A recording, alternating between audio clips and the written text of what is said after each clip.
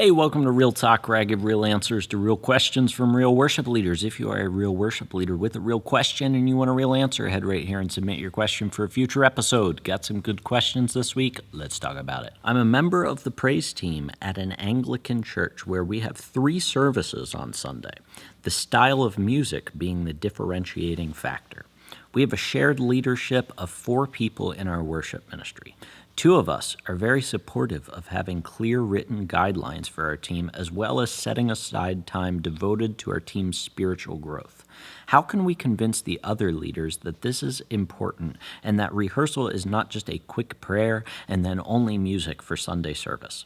The other 2 members have very busy lives and do not want to lengthen the rehearsal time to incorporate devotionals. I just talked about this in last week's video where I celebrated my 100th episode of Real Talk. If you haven't checked that out, I'll link it down below. But in that video, I talked about the 5 most common things that I see through these questions, and here's one of them. Once again, that's how common it is. It is that there are always problems when there is more than one leader on the worship team. And I put that in quotes because I see it time and time again, over and over again. If there are, and this, you've got 4 leaders on your worship team.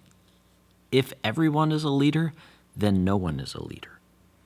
There must be someone who's in charge of the team who can make these decisions, or you get into situations like this. And I don't know what you do in this situation in terms of that. So I don't really know how.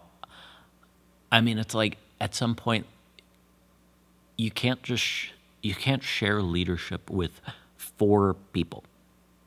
It might be, they each have their own team that they are in charge of, and there's 4 different teams that lead worship throughout the month, and you each take a week of the month or something. But it seems to me that there should be someone overseeing the entire worship ministry. And if there isn't, then you're stuck in situations like this where it's like, some of us think we should do this, some of us think we should do this, but nobody really has the authority to make the decision. Because imagine if one of you was in charge of the worship ministry, and you had people who were in charge of leading their own worship teams. I'm just thinking of different ways that you could set this up, right? It's like everybody has their own band that they lead for Sunday mornings, and you each take a week, but there's somebody who is overseeing the entire direction of the worship ministry. Then you could say either, hey, this is important for us in our worship ministry. This is the direction we're going to be moving towards. We're going to start incorporating a 15-minute devotional during our worship rehearsal time.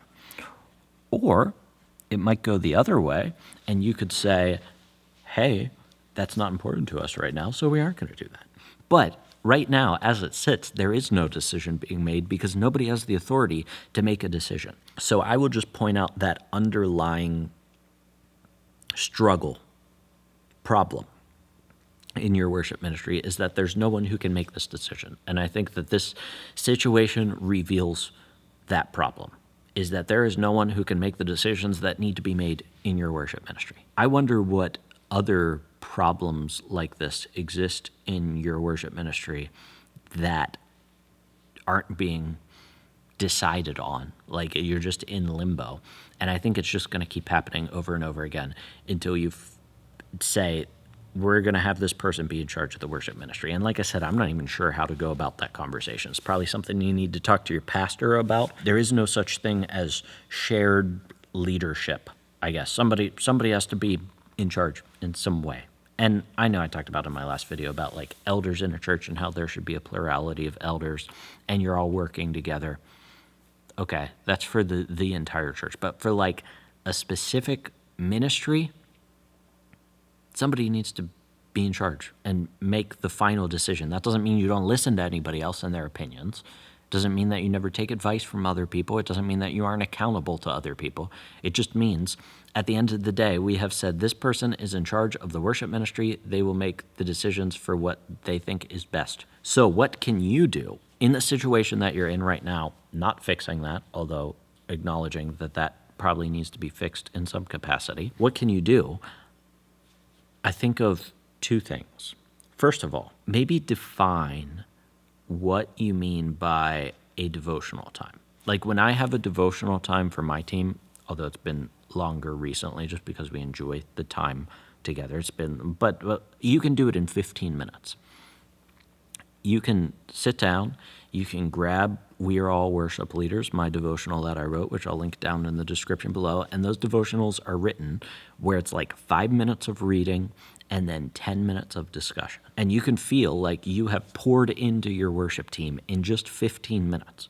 It can take 15 minutes, and then you pray, and then you run through your songs, and then you pray again at the end. By the way, if you need a plan for your worship rehearsals like that, maybe you don't have a plan and everybody's doing things differently, so there's no cohesion between your worship rehearsals, check out the worship rehearsal blueprint. I'll link that down below for free. That's a 5-step plan for your worship rehearsals. But the first thing you need to do is to define what that devotional time looks like. I think the second thing that you need to do is consider these people don't want to do that.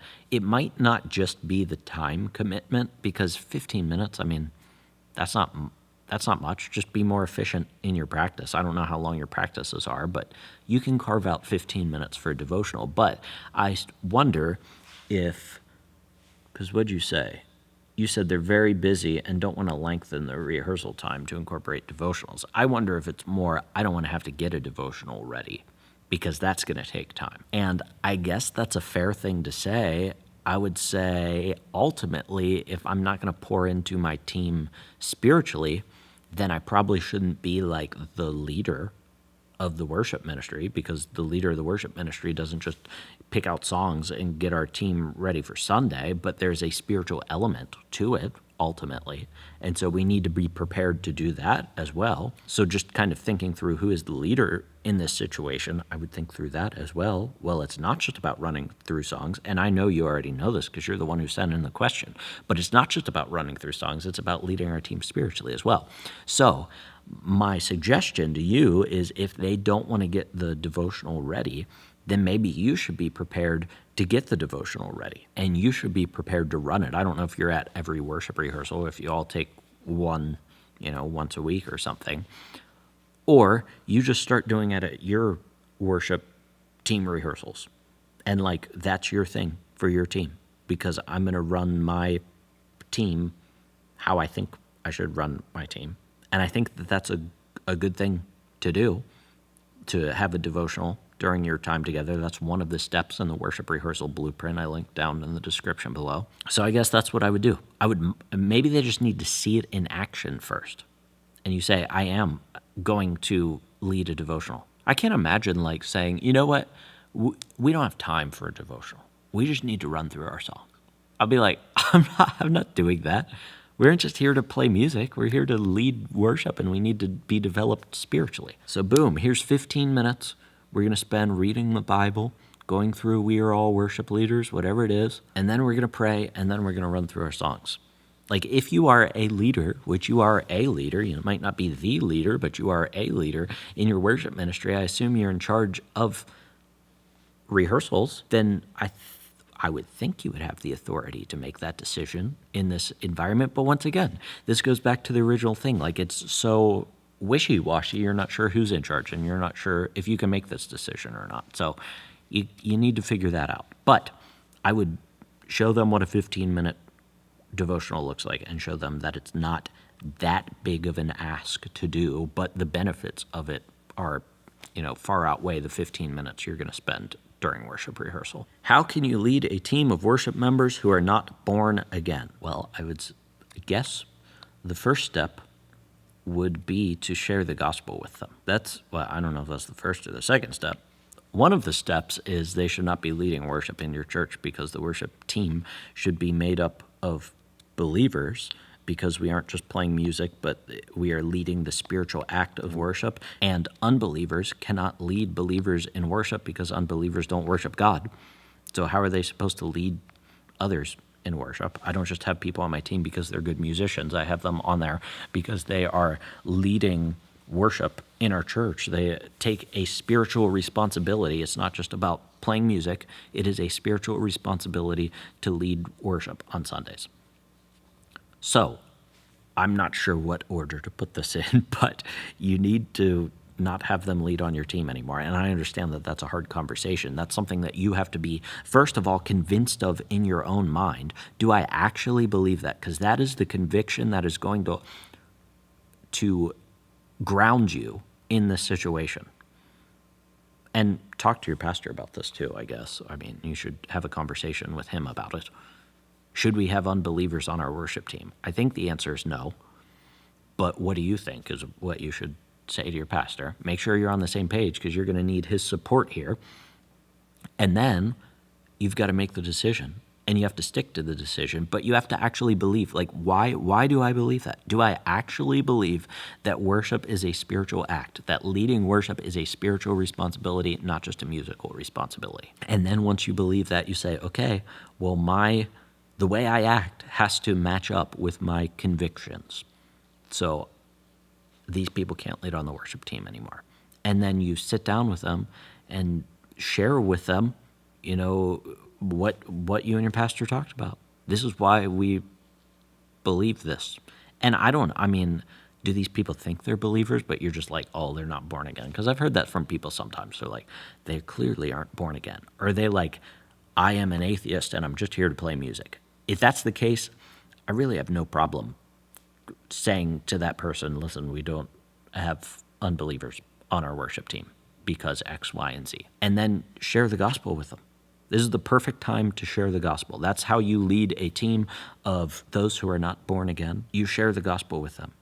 And then hopefully they can join your worship team. Now, once you have a worship team, like I said before, if you need help putting together a good worship rehearsal blueprint, a template for your worship rehearsals that leads your team well spiritually, musically, and relationally, then check out the worship rehearsal blueprint down in the description below. In that, I give you 5 steps to the perfect worship rehearsal. So check that out down below. Other than that, until I see you in the next video, keep leading worship well.